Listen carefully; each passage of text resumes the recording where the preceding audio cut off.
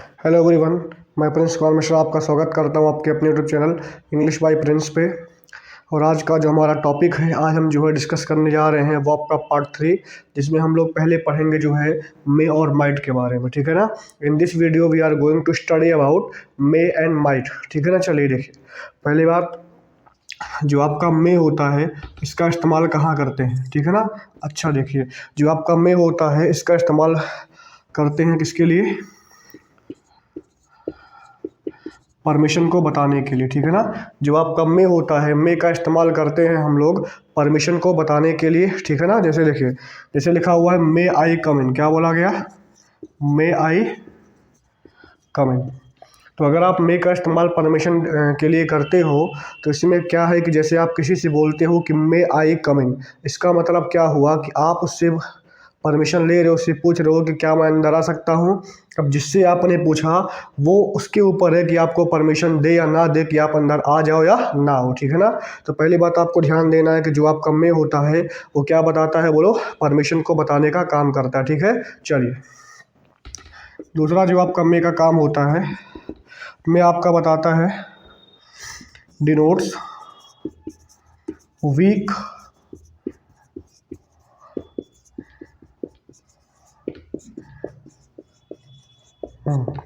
दूसरा जो आपका मे होता है वो बताता है वीक पॉसिबिलिटी प्लस डाउट। ठीक है ना। तो जो आपका मे होता है वो जो है वीक पॉसिबिलिटी या डाउट को बताने का काम करता है। वीक पॉसिबिलिटी या डाउट का मतलब क्या हो गया? जैसे बोला गया कि ही मे कम टुडे, बोला गया कि ही में कम टुडे, इसका मतलब हो गया कि आज वो आ सकता है कि नहीं है। अब यहाँ पर जैसे आपने बोला कि ही में कम टुडे, इसका मतलब उसके आने की संभावना है, पॉसिबिलिटी तो है, लेकिन साथ में क्या है? डाउट भी है। तो यहाँ पर वो डाउट क्या करता है कि इस पॉसिबिलिटी को थोड़ा क्या कर देता है? वीक कर देता है। ठीक है ना। तो आपको समझना होगा कि जो आपका में होता है वो जो है वीक पॉसिबिलिटी या डाउट को बताने का काम करता है। ठीक है। चलिए, अगला जो आपका मे होता है, तीसरा जो आपका मे का इस्तेमाल किया जाता है डिनोट्स विश। तीसरा जो आपका मे होता है ये बताता है विश को इन एन ऑप्टेटिव सेंटेंस। जो आपका मे होता है ये जो है क्या बताता है? विश को बताने का काम करता है। किसमें? बोलो? ऑप्टेटिव सेंटेंस में। ठीक है ना। तो जो आपका मे होता है वो जो है विश को बताने का काम करता है ऑप्टेटिव सेंटेंस में। जैसे बोला गया कि मे यू लिव लॉन्ग। क्या बोला गया? May you live long. अब आपका सेंटेंस है मे यू लिव लॉन्ग। आपको पता होगा सेंटेंस कैसा है? ऑप्टेटिव है, क्योंकि ये जो है विश को बताने का काम कर रहा है। और आपको पता होगा कि जो सेंटेंस जो है विश को डिनोट करते हैं उनको हम लोग जो है ऑप्टेटिव सेंटेंस के नाम से जानते हैं। तो यहाँ पर आपने बोला है कि मे यू लिव लॉन्ग, यहाँ पर आपने मे का इस्तेमाल किया है कि नहीं है। तो आपको ध्यान देना है कि जो आपको मे होता है वो जो है मतलब ऑप्टेटिव सेंटेंस में इस्तेमाल किया जाता है विश को बताने के लिए। ठीक है ना। चलिए, चौथा जो हमारा मे होता है इसका इस्तेमाल कहाँ करते हैं? फोर्थ पॉइंट पे जो आपका मे होता है ये बताता है पर्पस, डिनोट्स पर्पस। ठीक है ना।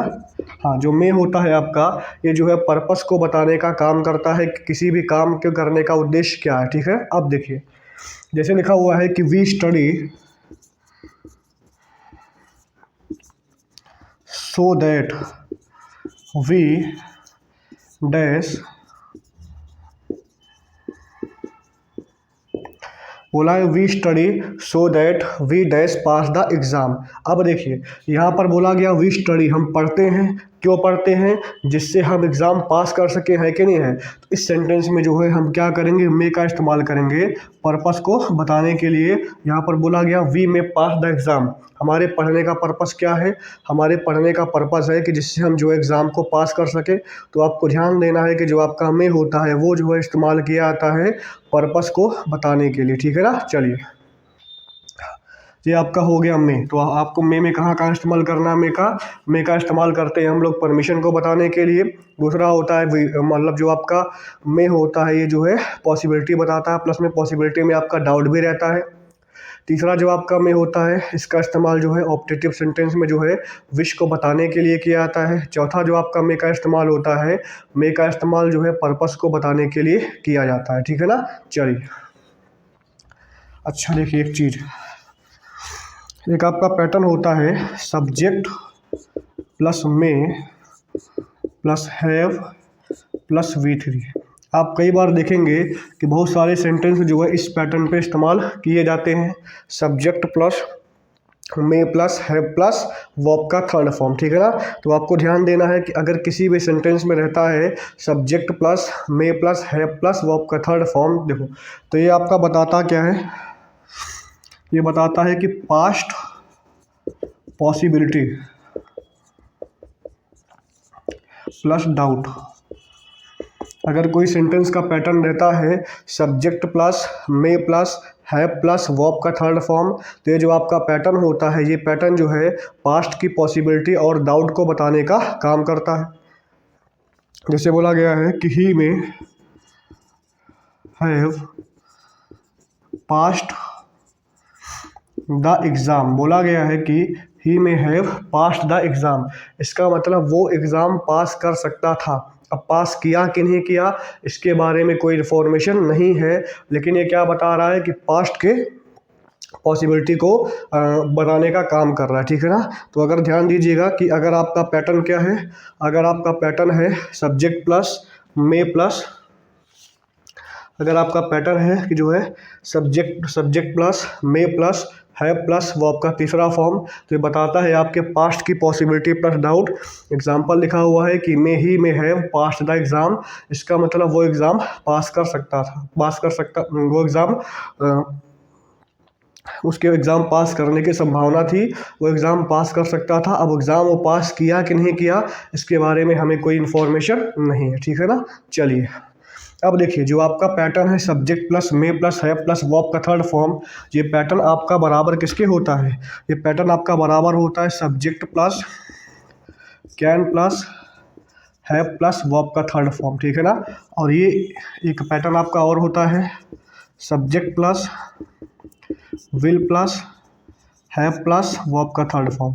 आपको ध्यान देना है कि ये तीनों पैटर्न, पहला क्या है subject plus may plus have plus verb का थर्ड फॉर्म, ये बराबर किसके होता है subject plus can plus have plus verb का थर्ड फॉर्म, ये बराबर किसके होता है subject plus will plus have plus verb का थर्ड फॉर्म।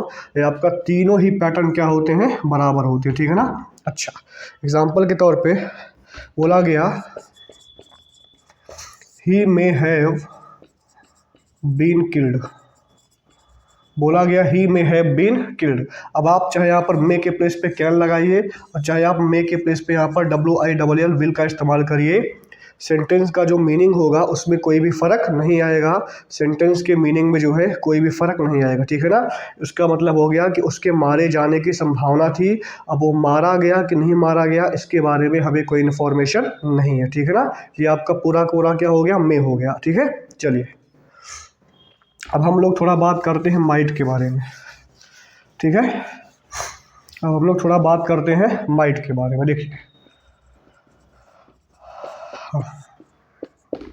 माइट के बारे में, देखिए पहली बात आपको ध्यान देना है कि जो आपका माइट होता है ये पास्ट फॉर्म होता है किसका, मे का, ठीक है ना।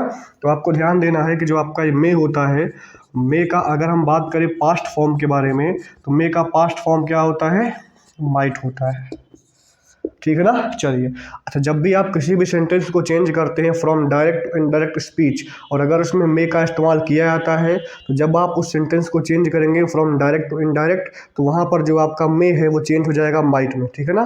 जैसे लिखा हुआ है ही सेड राम में कम टुमारो, हाँ बोला गया ही सेड राम में कम टुमारो, उसने बोला कि राम कल आ सकता है कि नहीं है। तो अगर आप इसको चेंज करोगे किस में, बोलो इनडायरेक्ट में, तो क्या बनेगा he said that Ram might come the next day, बनेगा he said that Ram might come the next day. तो आप इस सेंटेंस में ध्यान दीजिएगा कि इस सेंटेंस में क्या हुआ है कि आपने बोला he said Ram might come tomorrow. इसको अगर आप चेंज किए किसी में बोले इनडायरेक्ट में, तो आपको पता होगा कि आपका जो रिपोर्टिंग वर्ब पास्ट टेंस में है, तो जो आपका रिपोर्टेड स्पीच है वो भी आपका पास्ट में हो जाएगा। तो यहाँ पर आप जो है मे को चेंज करोगे, इसमें बोलो माइट में, ठीक है ना। इस प्रकार से जो है जो माइट होता है वो मे के पास्ट फॉर्म के रूप में काम करता है, ठीक है। चलो अगला देखते हैं। नेक्स्ट हमारा जो माइट होता है, माइट का इस्तेमाल करते हैं लेस पॉसिबिलिटी को बताने के लिए। अगर मान लीजिए पॉसिबिलिटी बहुत ही वीक है, अगर पॉसिबिलिटी बहुत ही वीक है और काम होने की संभावना बहुत ही कम है, तो वहाँ पर जो है हम माइट का इस्तेमाल करते हैं। किसका बोलो? वहाँ पर हम जो है माइट का इस्तेमाल करते हैं अगर जो है काम होने की संभावना बहुत ही कम हो। अगर जो है काम होने की संभावना बहुत ही कम हो तो वहाँ पर हम लोग जो है माइट का इस्तेमाल करते हैं। चलिए देखते हैं कैसे। जैसे लिखा हुआ है कि he might get promotion but seeing his work I don't have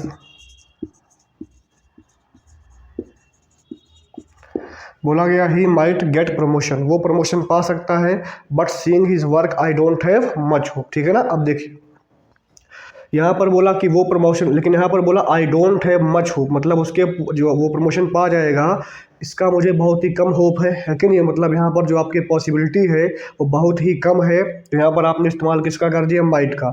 जहाँ पर भी माइट का इस्तेमाल किया जाएगा पॉसिबिलिटी के सेंस में, वहाँ पर आपको समझना है कि जो आपकी पॉसिबिलिटी होगी वो बहुत ही वीक होगी। कैसी होगी? बहुत ही वीक होगी। तब आप जो है वहाँ पर माइट का इस्तेमाल करोगे, ठीक है ना। चलिए नेक्स्ट।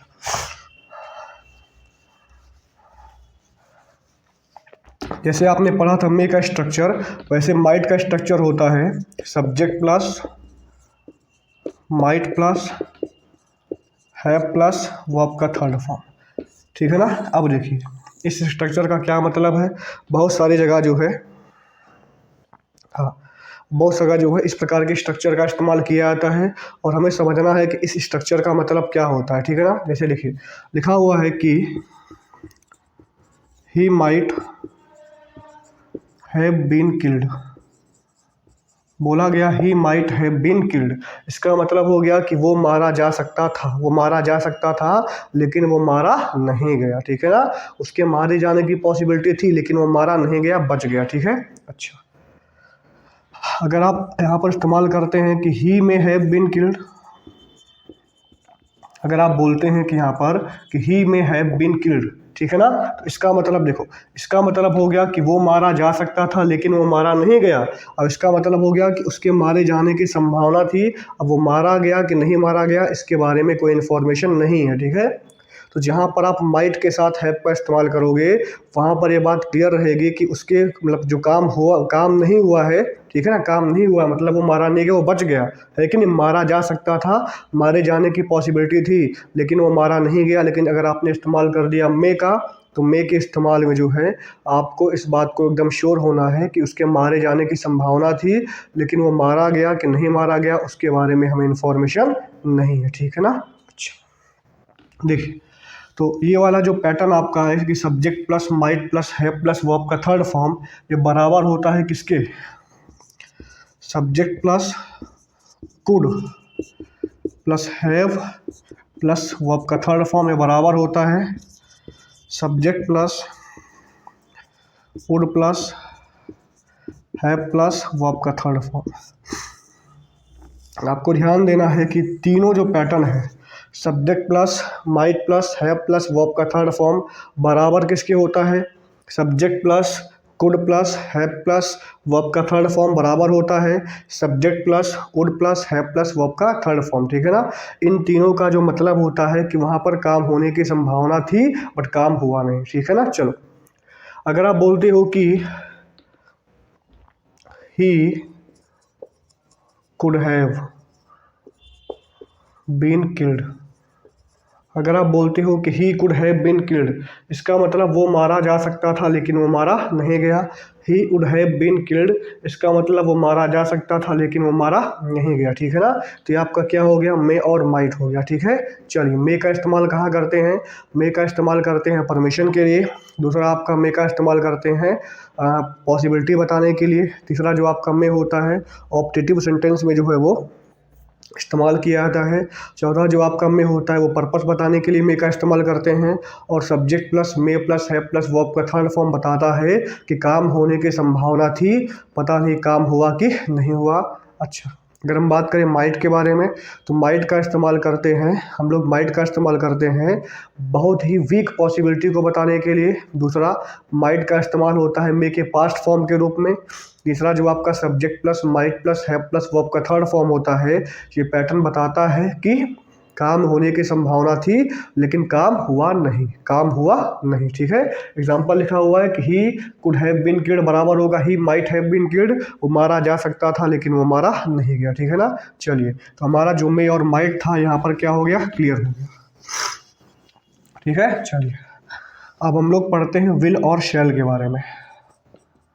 नेक्स्ट हमारा जो टॉपिक है वो हमारा है विल और शैल, ठीक है। Next we are going to discuss about will and shall. चलिए, हाँ, ठीक है ना। अगला जो है हम पढ़ने यहाँ पर जा रहे हैं विल और शैल के बारे में, ठीक है। Next we are going to see और study about will and shall, ठीक है। चलो, देखो, पहली बात आपको पता होगा कि इंग्लिश में जो है पर्सन होते हैं first person, second person, third person, ठीक है ना। अच्छा, अगर हम बात करें फर्स्ट पर्सन के बारे में, तो फर्स्ट पर्सन कौन कौन सा होता है, आई और वी। आई और वी को हम जो है फर्स्ट पर्सन के नाम से जानते हैं। यू को हम लोग जो है सेकंड पर्सन के नाम से जानते हैं। ही हो गया, शी हो गया, इट हो गया और जो आपका दे हो गया, इसको हम लोग जो है थर्ड पर्सन के नाम से जानते हैं, ठीक है ना। हाँ, फर्स्ट पर्सन आपका होता है आई और वी, सेकंड पर्सन आपका होता है यू, और थर्ड पर्सन आपका क्या होता है, ही, शी, इट और दे। अच्छा, अब आप बात करिएगा कि जो स्पीकर होता है, जो बोल रहा है, उसको हम लोग क्या बोलते हैं, फर्स्ट पर्सन बोलते हैं। स्पीकर को जो है हम लोग फर्स्ट पर्सन के नाम से जानते हैं। जिससे बात कर रहा है उसको हम लोग बोलते क्या है, सेकंड पर्सन, और जिसके बारे में बात करते हैं उसको हम लोग बोलते हैं थर्ड पर्सन, ठीक है। अच्छा, देखिए, पहली बात जो आपका शैल होता है, जो आपका शैल होता है, ठीक है, शैल का इस्तेमाल हम लोग करते हैं फर्स्ट पर्सन के साथ, ठीक है ना। जो आपका शैल होता है इसका इस्तेमाल जो है हम लोग करते हैं फर्स्ट पर्सन के साथ, ठीक है।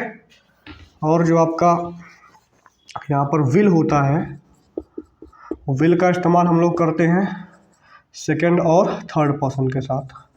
शैल का इस्तेमाल होता है फर्स्ट पर्सन के साथ, विल और शैल का इस्तेमाल होता है फर्स्ट पर्सन के साथ, और जो आपका विल होता है, विल का इस्तेमाल होता है सेकंड या थर्ड पर्सन के साथ, ठीक है। अच्छा, एग्जाम्पल के तौर पे बोलता हूँ कि आई शैल गो टुमारो। यहाँ पर बोला गया कि आई शैल गो टुमारो, ठीक है। अच्छा, अगर यहाँ पर बोला गया कि ही विल, बोला गया आई शैल गो टुमारो, और यहाँ पर बोला गया कि ही विल गो टुमारो, ठीक है ना। अब देखिए, इसका मतलब हो गया कि मैं कल जाऊँगा, ठीक है। इसका मतलब हो गया वह कल जाएगा, समझ में आ गया ना। अच्छा, ये नॉर्मली आपका क्या बता रहा है, फ्यूचर टेंस में बता रहा है कि ये काम कब होगा, बोलो फ्यूचर में होगा, ठीक है।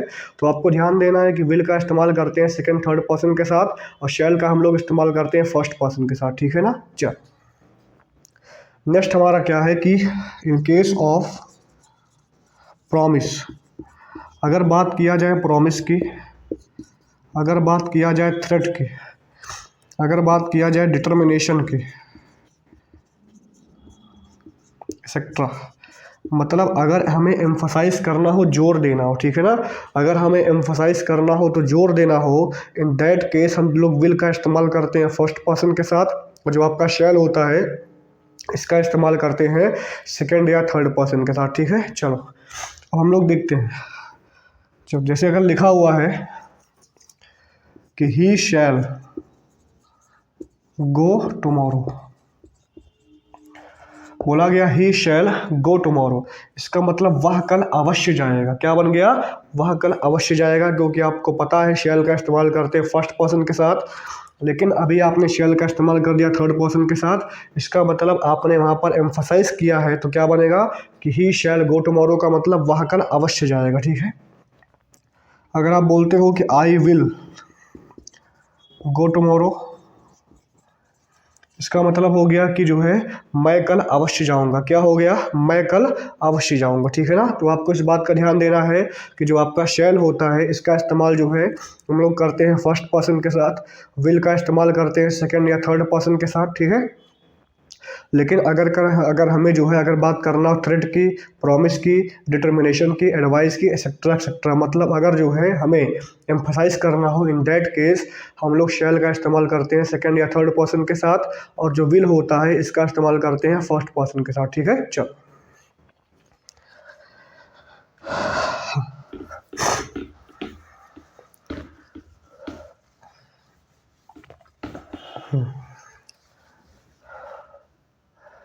चलो अच्छा देखो, जो एक आपका होता है, जैसे देखो अगर हम बात करें विल और शैल और गोइंग टू, इन दोनों में क्या डिफरेंस है, हमें देखना है कि विल और शैल या गोइंग टू में क्या डिफरेंस है। ठीक है, चलो अगर मैं दो सेंटेंस लिखता हूं कि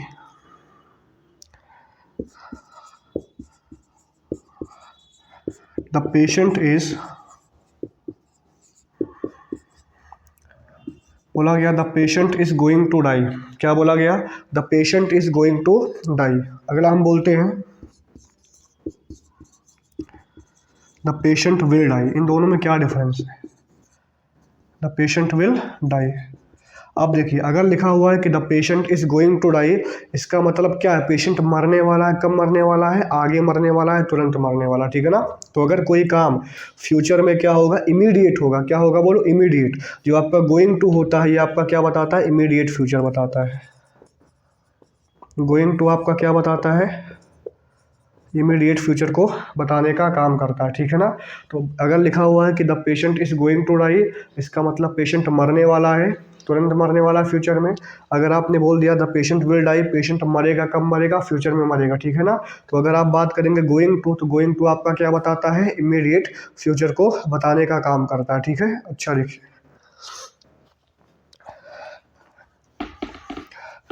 अगर आप लिखते हैं कि ही विल बी 40, अगर आप बोलते हैं कि he will be 40, he will be 40 next week, बोला गया he will be 40 next week, इसका मतलब क्या हो गया कि वो जो है नेक्स्ट वीक में 40 साल का हो जाएगा। ठीक है, तो यहाँ पर आप जो है गोइंग टू का इस्तेमाल नहीं करोगे। ठीक है, क्योंकि ये काम क्या होगा?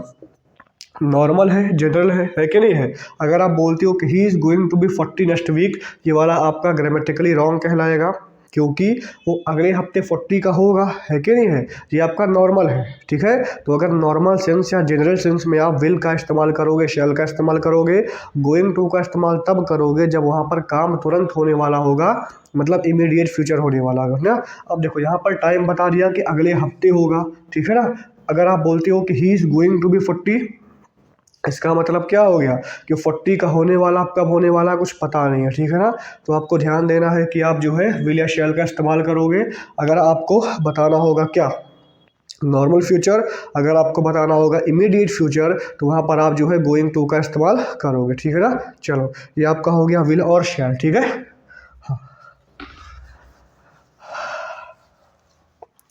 नेक्स्ट जो है हम लोग वुड और शुड के बारे में पढ़ने जा रहे हैं। ठीक है, next we are going to study would and should. ठीक है, जो हमारा अगला टॉपिक है वो क्या है? वुड या शुड है। ठीक है ना, चलो देखते हैं। अगर हम बात करते हैं कि हाँ वुड या शुड के बारे में, तो पहले बात हम लोग पढ़ते हैं शुड के बारे में। आपको पता होगा कि जो आपका शुड होता है वो शैल का क्या होता है, पास्ट फॉर्म का होता है, ठीक है ना। जो आपका शुड होता है ये जो है पास्ट फॉर्म होता है किसका, शैल का। शुड जो है पास्ट फॉर्म होता है शैल का, ठीक है। अच्छा, तो पहली बात, अगर हमें जो है शैल का पास्ट फॉर्म इस्तेमाल करना होगा, अगर हमें जो है शैल का पास्ट फॉर्म इस्तेमाल करना होगा तो वहाँ पर हम जो है शुड का इस्तेमाल करेंगे, ठीक है ना। चलो, दूसरा हमें ध्यान देना है कि जो है जो आपका शुड होता है ये बताता है ड्यूटी और एडवाइस या सजेशन, ठीक है। जो आपका शुड होता है ये जो है ड्यूटी, एडवाइस या सजेशन को बताने का काम करता है। जैसे बोला गया कि यू शुड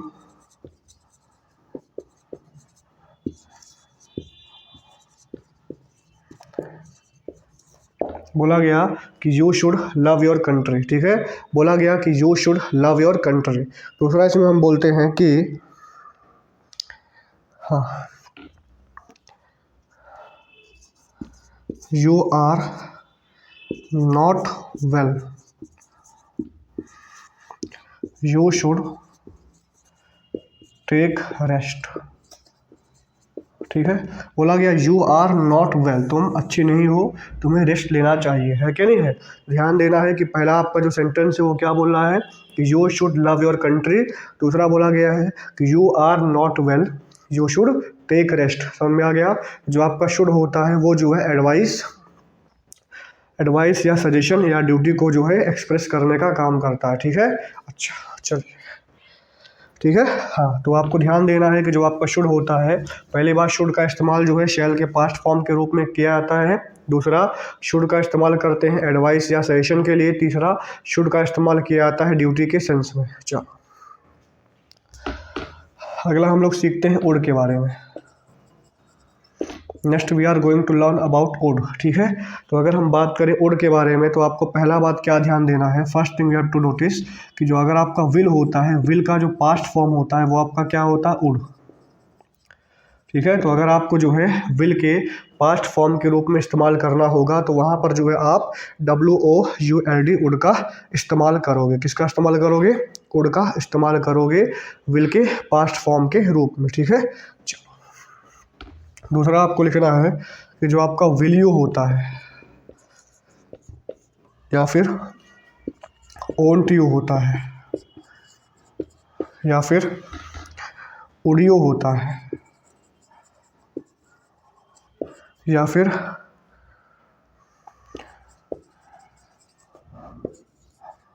उडियो माइंड, क्या लिखा हुआ है, will you, won't you, would you mind. समझ में आ गया ना जी। आपका बताता है रिक्वेस्ट या इनविटेशन, रिक्वेस्ट या इनविटेशन, ठीक है ना। आप एक बार इसको लिख सकते हैं कि जो आपका विलियो होता है, ठीक है, ओंट यू होता है, उडियो होता है और उड यू माइंड, ठीक है ना। ये आपका क्या बताता है, ये आपका बताता है क्या, रिक्वेस्ट बताता है या जो है इनविटेशन बताने का काम करता है। समझ में आ गया ना। चलो एग्जाम्पल देखते हैं। जैसे लिखा हुआ है, हाँ, will you lend me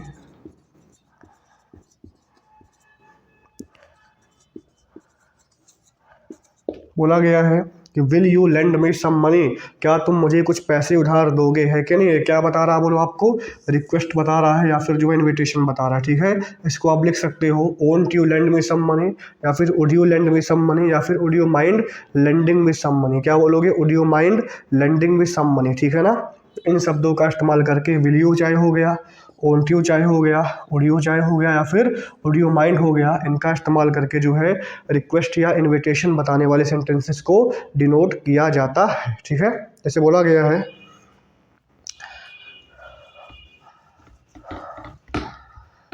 would you mind closing the gate,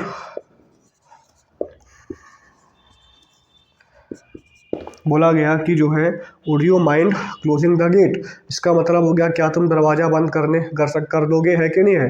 एक प्रकार का आपका क्या है, रिक्वेस्ट है। क्या है, बोलो, रिक्वेस्ट है। तो आपको ध्यान देना है कि विल यू हो गया, ओंट यू हो गया, और ऑडियो हो गया या फिर ऑडियो माइंड हो गया, इसका इस्तेमाल जो है रिक्वेस्ट या इनविटेशन को बताने के लिए किया जाता है। चलो अगला देखिए,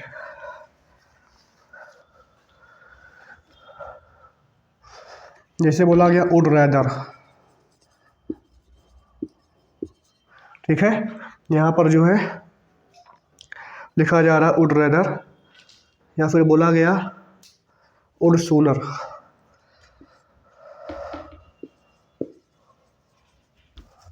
वुड रैदर या वुड सूनर, अगर हम बात करें कि जो है वुड रैदर या वुड सूनर के बारे में, तो आपको ध्यान देना है जो आपका वुड रैदर होता है या फिर जो आपका वुड सूनर होता है, ये बताता है प्रेफरेंस या चॉइस, ठीक है। तो आप जो है वुड के साथ रैदर या सूनर का इस्तेमाल करते हो प्रेफरेंस या चॉइस को बताने के लिए, ठीक है। अच्छा, एग्जाम्पल के तौर पे लिखिए,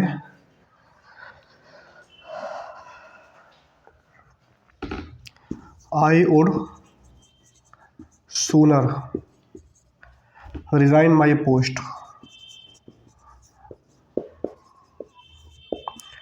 यहाँ पर लिखा हुआ है कि जो है I would rather resign my post. यहाँ पर बोला गया कि I would rather resign my post, या फिर बोल सकते हो कि आई वुड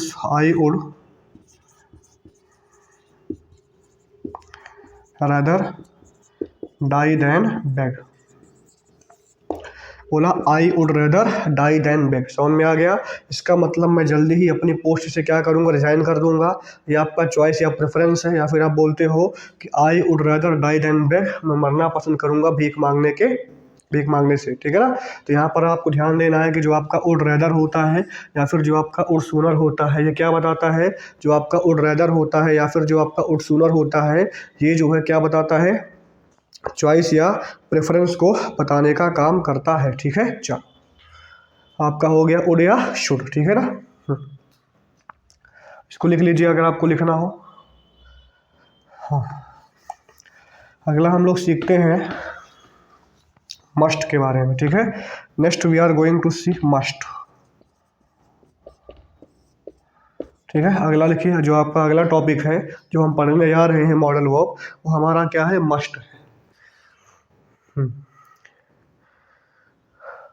ठीक है। चलो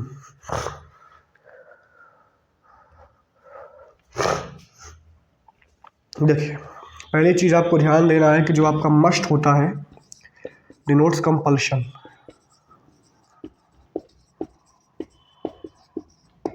जो आपका मस्ट होता है किसको बताता है, जो आपका मस्ट होता है ये जो है कंपल्शन को बताने का काम करता है, ठीक है। जो आपका मस्ट होता है ये जो है कंपल्शन को बताने का काम करता है। एग्जाम्पल के तौर पे इसे लिखा हुआ है कि you must come at 9:30 AM every day, ठीक है। अगर आप बोलते हो कि you must come at 9:30 AM every day, इसका मतलब तुम्हें हर रोज़ जो है 9:30 बजे आना चाहिए, और ये आपके लिए क्या है, कंपलसरी है। इसका मतलब it is compulsory for you to come at 9:30 every day, ठीक है ना। जो आपका मस्ट होता है ये जो है कंपल्शन को बताने का काम करता है, ठीक है। आपको ध्यान देना है कि जो आपका मस्ट होता है ये जो है कंपल्शन को बताने का काम करता है, ठीक है। चलो इसको लिख लीजिए अगर आपको लिखना हो। चलो अगला जो आपका मस्ट होता है, जो आपका होता मस्ट बी, या फिर जो आपका मस्ट हैव होता है, ठीक है। जो आपका मस्ट बी होता है या फिर जो आपका मस्ट हैव होता है, ये बताता है आपकी सर्टेनिटी को,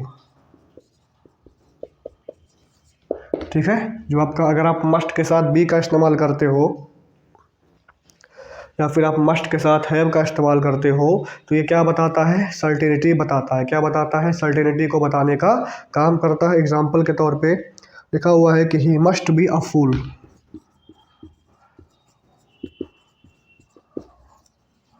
he must be a fool,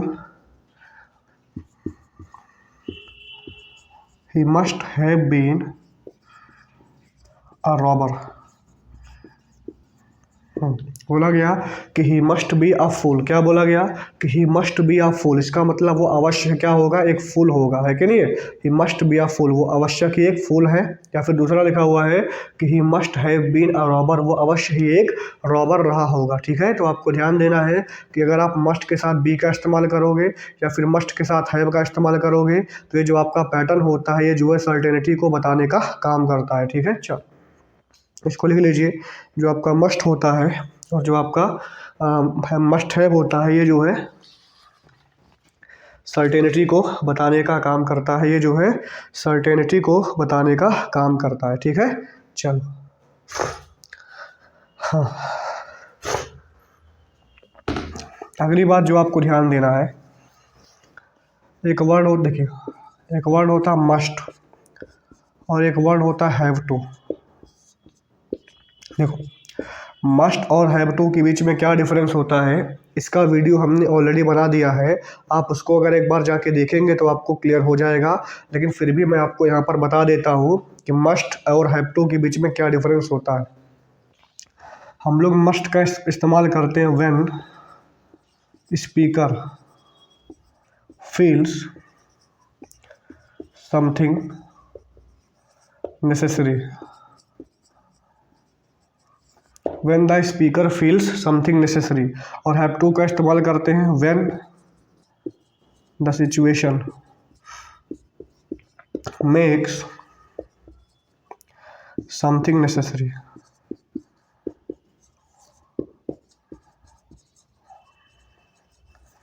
ठीक है, तो आपको ध्यान देना है कि जो आपका मस्ट होता है इसका इस्तेमाल हम लोग करते हैं जब स्पीकर को जो बोलने वाला होता है उसको कुछ ज़रूरी लगता है, और ये हैव टू का इस्तेमाल करते हैं जब सिचुएशन जो है किसी चीज़ को नेसेसरी बना देता है। ठीक है, चलो एग्जांपल के तौर पे देखिए, जैसे लिखा गया है कि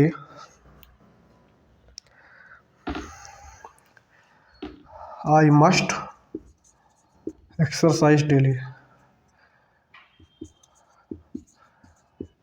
बोला गया आई मस्ट एक्सरसाइज डेली, यहाँ पर स्पीकर कौन है, बोलो आई है कि नहीं है। अब देखिए अगर मैं बोलता हूँ कि आई मस्ट एक्सरसाइज डेली, इसका मतलब क्या हो गया कि मैं मोटा हो गया हूँ और मुझे लगता है कि मुझे डेली जो है एक्सरसाइज करना चाहिए। तो अगर आप जो है मस्ट का इस्तेमाल करते हो तो मस्ट बताता है कि जो आपका स्पीकर है उसको लगता है कि कोई काम ज़रूरी है, और तब यहाँ पर आप मस्ट का इस्तेमाल करते हो। ठीक है, अगर आपको बताना, अगर लिखा गया है कि I have to exercise daily, अगर बोला गया कि I have to exercise daily, इसका मतलब मुझे रोज़ एक्सरसाइज करना है कि नहीं है। अब देखो इन दोनों में डिफरेंस क्या है कि यहाँ पर स्पीकर की मर्जी है, ठीक है, लेकिन यहाँ पर स्पीकर की मर्जी नहीं है। यहाँ पर स्पीकर चाहे तो एक्सरसाइज नहीं कर सकता है, लेकिन अगर आपने लगा दिया हैव टू तो हैव टू में स्पीकर को एक्सरसाइज करना ही पड़ेगा, क्योंकि सिचुएशन ही ऐसा आ गया है। शायद उसको डॉक्टर ने बोला है कि तुम्हें एक्सरसाइज करना चाहिए, तुम बहुत ज़्यादा मोटे हो गए हो। ठीक है ना, अच्छा, तो आपको ध्यान देना है कि हम लोग जो है मस्ट का इस्तेमाल करेंगे जब जो है स्पीकर को लगता है कोई चीज़ नेसेसरी है, और जब सिचुएशन जो है कोई चीज़ बनाता है नेसेसरी तो वहाँ पर जो है हम लोग जो है हैव टू का इस्तेमाल करेंगे। ठीक है, चलो इसको लिख लीजिए आप, अगर आपको लिखना हो।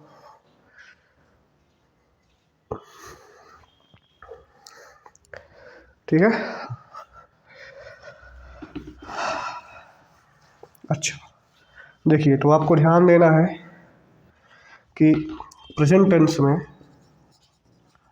पास्ट और फ्यूचर जो मस्ट होता है बराबर किसके होता है, हैव टू के। ठीक है, पास्ट में भी आपका मस्ट होगा, लेकिन जो आपका हैव टू होगा बदल जाएगा हैड टू में। ठीक है, अगर आप बात करोगे जो है फ्यूचर में, तो फ्यूचर में जो आपका मस्ट होता है ये बदल जाता है किसमें, जो है विल या शैल प्लस हैव टू। ठीक है ना, अच्छा अभी आपने सीख लिया कि मस्ट और हैव टू के बीच में क्या डिफरेंस है। अभी आपने सीखा है कि मस्ट या हैव टू के बीच में क्या डिफरेंस है। ठीक है, अगर टेंस रहेगा प्रेजेंट में तो मस्ट और हैव टू होगा, अगर पास्ट की बात करोगे तो मस्ट और हैव बदल जाएगा हैड टू में। अगर आप बात करोगे फ्यूचर का तो फ्यूचर में जो है मस्ट बराबर होगा किसके, विल या शैल प्लस हैव टू के। ठीक है ना, ये आपका क्या हो गया, मस्ट हो गया। ठीक है, ये आपका क्या हो गया, मस्ट हो गया। ठीक है ना, चलिए इसको लिख लीजिए अगर आपको लिखना हो। ठीक है, आगे बढ़ते हैं। अगला हम लोग सीखते हैं O2 के बारे में। Next we are going to discuss about O2। अगला जो है हम पढ़ने जा रहे हैं, ठीक है, O2 के बारे में।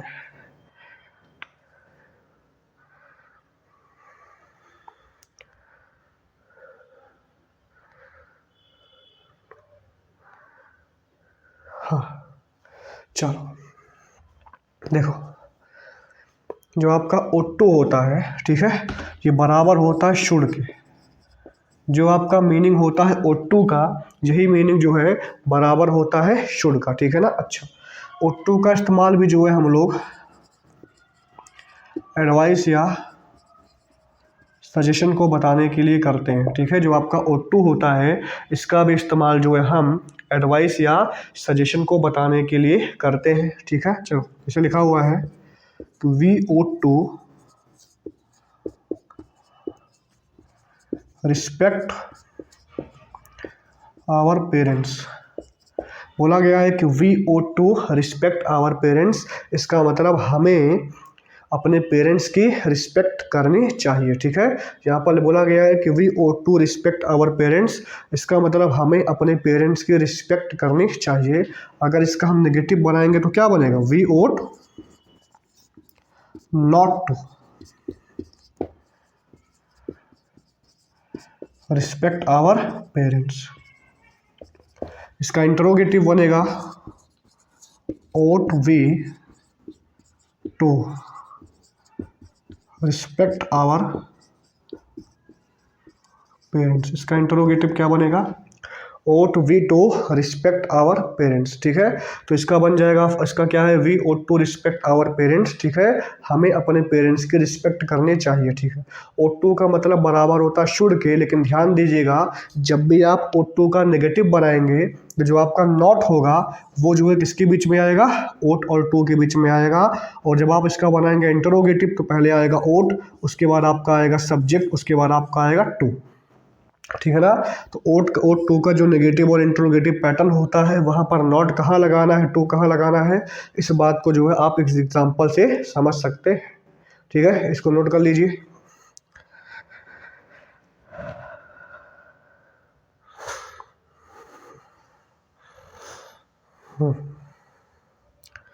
ठीक है, यहाँ पर आप ये भी बोल सकते हैं कि we should respect our parents, we should not respect our parent, should be respect our parents, ठीक है ना। जो आपका शुड होता है, O2 होता है, ये बराबर किसके होता है, शुड के होता है, ठीक है। O2 बराबर होता है शुड के।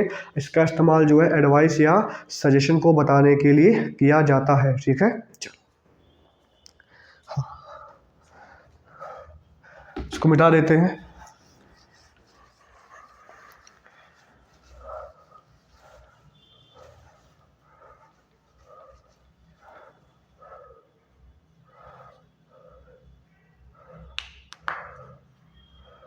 हाँ देखो, अगला हम लोग बात करते हैं हैड बेटर के बारे में।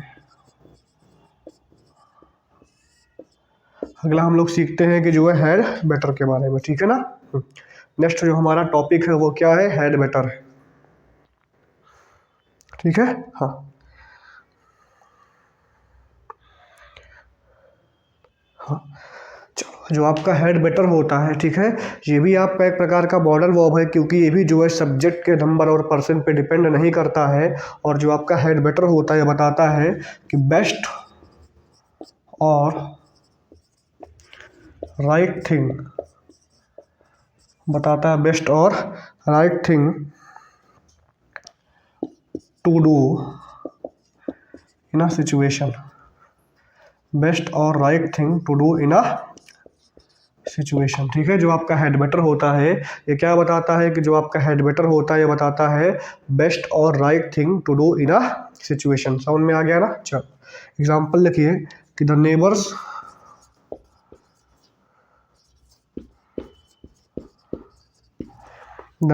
Are complaining,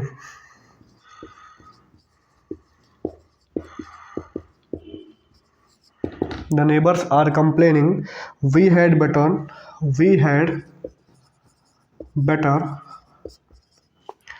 turn the music,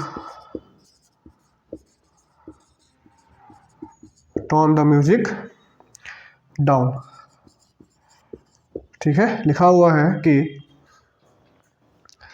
लिखा हुआ है the neighbours are complaining we had better turn the music down. इसका मतलब हो गया कि जो नेबर्स है वो क्या कर रहे हैं, कंप्लेन कर रहे हैं हमारे लिए इस सिचुएशन में अच्छा है कि हम म्यूजिक को थोड़ा डाउन कर दें, म्यूजिक के वॉल्यूम को थोड़ा कम कर दें। ठीक है ना। तो जो आपका हेड बेटर होता है ये क्या बताता है, हेड बेटर आपका बताता है कि जो है किसी भी सिचुएशन में जो बेस्ट थिंग होता है उसको बताता है कि क्या करना चाहिए। ठीक है। जैसे लिखा हुआ है कि my wife is waiting for me, बोला गया है my wife is waiting for me, I had better,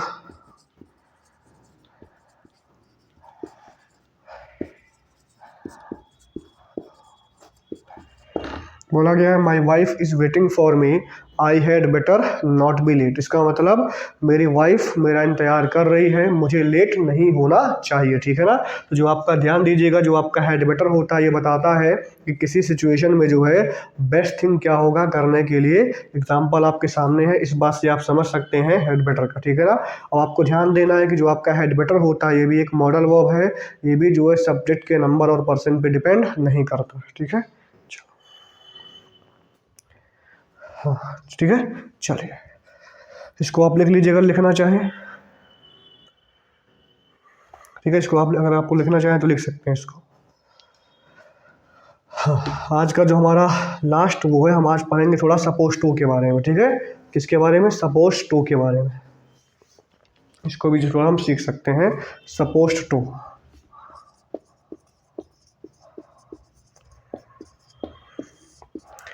ठीक है, सपोज टू का मतलब होता है नॉर्मल और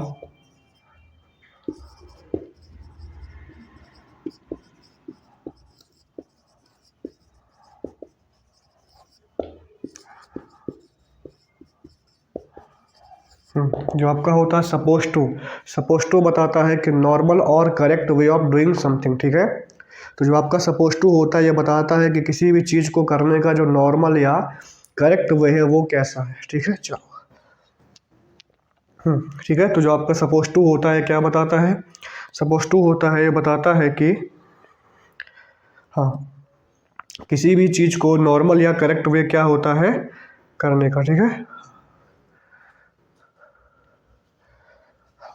इसे बोला गया है कि you are not supposed to sit here. इसका मतलब क्या है कि तुम्हें यहाँ पर नहीं बैठना चाहिए, मतलब तुम्हारा बैठना जो है क्या है, नॉर्मल नहीं है, तुम्हारा बैठना यहाँ पर सही नहीं है। ठीक है ना। अच्छा, बोला गया you are supposed to submit your assignment before Monday. बोला गया you are supposed to submit your assignment before Monday. इसका मतलब तुम्हारे लिए अच्छा है या फिर बेस्ट तरीका क्या है, नॉर्मल तरीका क्या है कि तुम्हें अपने असाइनमेंट को जो है मंडे से पहले सबमिट कर देना चाहिए। ठीक है, जो आपका सपोज टू होता है वो बताता है कि जो है किसी भी चीज़ को करने का या फिर किसी भी सिचुएशन का करेक्ट या नॉर्मल में क्या है।